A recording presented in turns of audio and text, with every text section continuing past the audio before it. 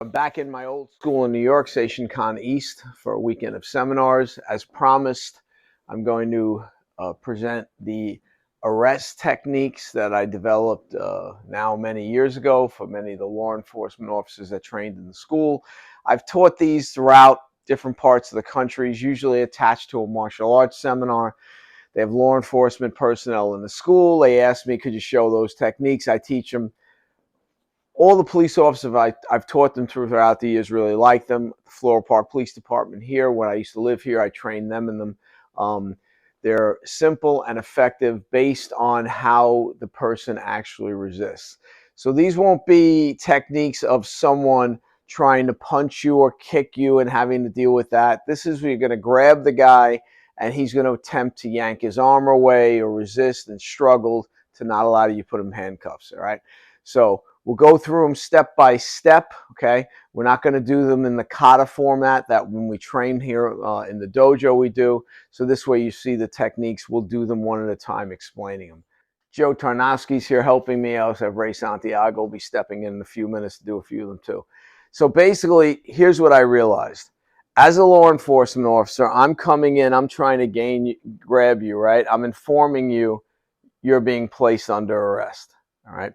So the guy hasn't attacked me, right? But once I grab him here, he decides, well, he doesn't want to be handcuffed. He yanks this way. He may pull this way. He may yank across with his arms straight. So how to react and get used to doing that. So this is what I found, right? This is far the most way people resisted as opposed to actually physically trying to harm me, okay? So when you approach, again, I'm right-handed, so I'm approaching from this side, keeping my gun side back to protect my firearm. I'm reaching for him here. I'm not from here. If I'm from here, if he goes to yank out, I can't hold on to him.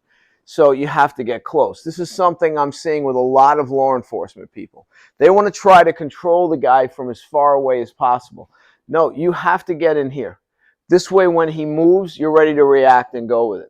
So the first one we're going to work on, Woody's going to step back and yank his arm back to try to pull me this way. I'm not going to fight it. As he goes to pull, I'm going to go with it. Now, what we're going to do is we're going to draw a line from here and then from here. And where those two lines cross, that's where I'm going to put Joe's hand, all right? So as I come here, this is going to be here, and I'm going to drop him down, okay? So just come up a second again. Just slide over this way a little bit. So he goes to step back, I pull. Now, doing this hard, this is pretty intense fall. So when you train this in the dojo, it's got to be on mats. And the other thing is you got to make sure the guy's head doesn't bounce off the floor. The criminal, well, that's his problem. All right, he shouldn't be resisting. So once I'm here, I'm going to maintain the grip here. I'm going to take the arm. I'm going to be directing him. I'm going to be telling him, get on your chest, as I force him and turn him over. I'm giving him clear directions, telling him what to do. From here, I'm going to come down and I'm going to apply here. My left knee is going to be against his shoulder. My right knee is going to be in his kidney area. I'm going to squeeze. I have a joint lock here in the wrist, and if I squeeze my knees together, I can attack the shoulder.